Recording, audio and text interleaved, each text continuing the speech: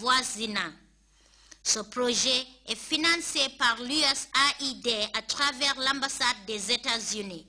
En 5 ans, il a permis de construire 9 installations sanitaires dans 6 villages de pêcheurs dans le pays. Le Rotary Club de Fadiara a tenu son 14e dîner de gala et de recherche de fonds à l'hôtel Keraba Beach Hotel. C'était sous la présidence effective de la ministre de l'Éducation de base, Mme Fatou Lamine Faye. Ce programme a montré l'impact du travail des Rotariens en changeant des vies et permis de magnifier les services désintéressés rendus par certains doyens de cette organisation philanthrope. Pour rappel, le Rotary Club de Fadiara aide la population avec un projet d'irrigation de 18 millions de dalasi et par le soutien apporté aux élèves pour poursuivre leurs études.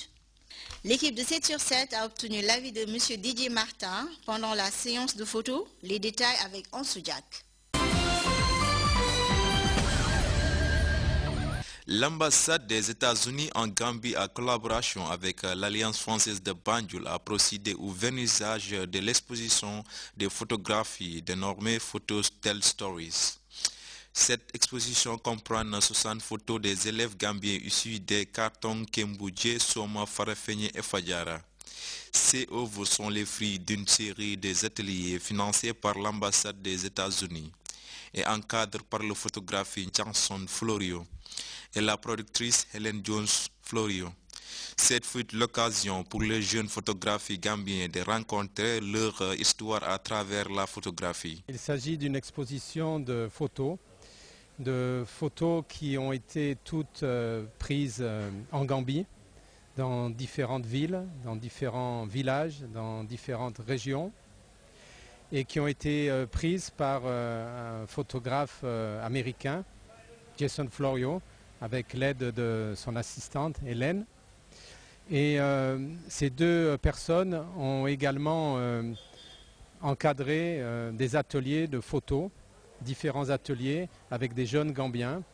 Donc il s'agit de découvrir à la fois les photos de photographes professionnels américains qui est établi ici en Gambie, qui connaît bien la Gambie, qui a voyagé depuis plusieurs années dans ce pays, et également de découvrir le travail des jeunes Gambiens.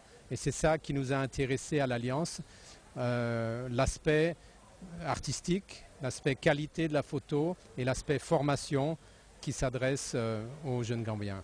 Vous pouvez encore voir ces œuvres jusqu'à la fin de ces mois à l'Alliance française. Je pense qu'il y a un véritable avenir dans la photographie en Gambie. Elle ne se limite pas aux photos de mariage, aux photos de baptême, familiales. Il y a aussi besoin de bons photographes qui puissent montrer la Gambie telle qu'elle est, et pas seulement dans le cercle familial, mais également dans les différentes régions de la Gambie, qui ne se limitent pas à Combos, qui ne se limitent pas aux plages, aux monuments, mais qui va jusqu'au village et qui montre les Gambiens dans leur vie de tous les jours. La rubrique sport avec Ansou Jack. Bonsoir amis téléspectateurs, c'est votre ami Ansou Jack. Aujourd'hui dans votre rubrique sport, on va vous montrer des marches, faire le profit d'un footballeur gambien et tout ce qui concerne le sport. Cette semaine, nous avons pris un entretien avec un footballeur très dynamique qui nous parlait de sa carrière. Un joueur sans frontières du monde entier, Baboucar Sanyang, 19 ans, originaire de Brikama. Il a commencé sa carrière au Sira FC, une équipe de Nawetan basée à Brikama, avec laquelle il a gagné beaucoup de trophées. Suite à ce début prometteur, il a ensuite intégré l'équipe du Brikama devant par la même occasion l'un des cadres et facteurs de la montée en puissance du club, notamment en aidant le club à vaincre Wakam au Sénégal lors d'un match opposant les 2 équipes. Il a fait également partie des 11 qui jouaient contre l'Espérance de Tunisie, qui est de nos jours l'un des meilleurs clubs de football africain. Baboucar a aussi joué pour le Gambia Armed Forces. et l'équipe nationale de la Gambie, où il a également fait ses preuves. Il a récemment intégré le Nimba FC, une équipe du championnat Libéria, où il a impressionné son entraîneur qui le considéré comme l'un des futurs meilleurs gardiens. Amis téléspectateurs, c'était tout pour ces profils sur Baboucar Sanyang. Pour la première en Gambie, une école inclut la natation dans sa table des matières. Enfin, École Cibec International dépensait d'exprimer des cours de natation donnés par des professeurs. Je voudrais lancer un appel à l'autorité gambienne d'assister la Fédération de natation gambienne, de Swimming Association, parce que là, les enfants, ils nagent bien, mais s'il n'y a pas de continuité, ils vont perdre tout ce qu'ils ont appris. Donc j'insiste sur ça, de nous aider à, au moins d'avoir une piscine pour que les enfants puissent nager et compétir. Parce que la natation, ça développe l'esprit de l'enfant. Si les enfants ont un esprit de compétitivité, même quand ils sont à l'école, ils vont continuer avec cet esprit. Même en classe, ils vont se compétir. Bon, dans l'école, certains parents, dès qu'ils viennent, ils disent que il fait froid, mon enfant ne doit pas nager, il est asthmatique, alors que la natation est très bon pour l'asthme. Ça soigne l'asthme même. Ouais. Même une femme enceinte peut apprendre à nager. Ces jeunes écoliers gambiens seront probablement les champions de natation de demain.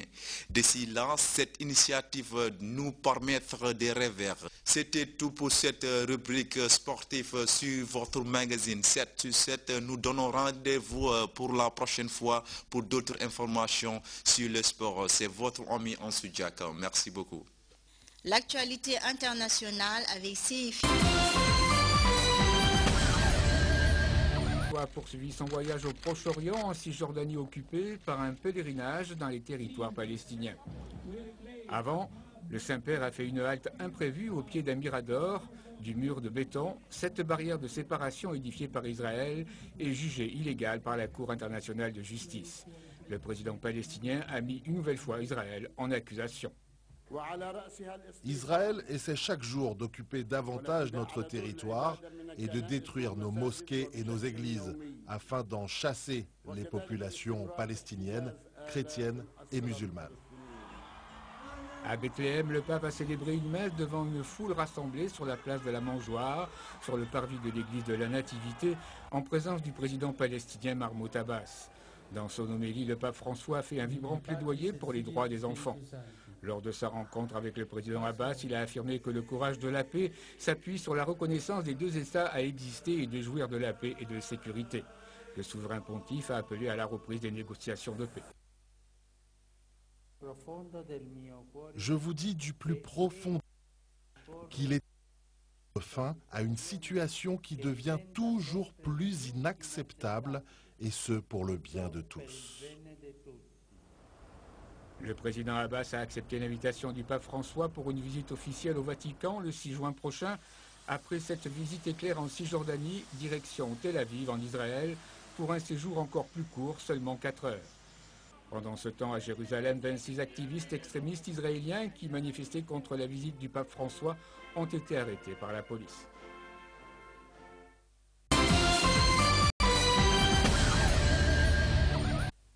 Ceuta et Melilla, les seules frontières terrestres entre l'Europe et l'Afrique, sont soumises à une pression migratoire permanente. Malgré la répression, les tentatives de franchir le triple grillage qui sépare le Maroc de la forteresse Europe ne faiblissent pas. Les autorités de Madrid estiment à 40 000 le nombre de clandestins africains qui attendent au nord du Maroc de pouvoir passer dans une des enclaves espagnoles. Une partie de ces candidats à l'exil survivent sur les collines aux abords de Nador en attendant de tenter leur chance pour le rêve européen.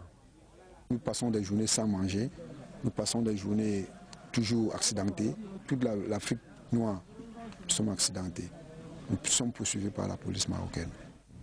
Les côtes italiennes sont également fortement exposées à la pression migratoire qui s'exerce en Méditerranée. Une immigration alimentée par les crises syriennes, mais aussi soudanaises, somaliennes, érythréennes. Des pays qui n'arrivent pas à répondre aux besoins élémentaires de leur population, le plus souvent condamnés à fuir la misère. Nous avons toujours plus de travail d'année en année. Le flux de réfugiés est en forte croissance sur les côtes de la Sicile. Cette question de l'immigration est avec l'euro un des sujets de la campagne électorale pour le renouvellement du Parlement européen qui s'achève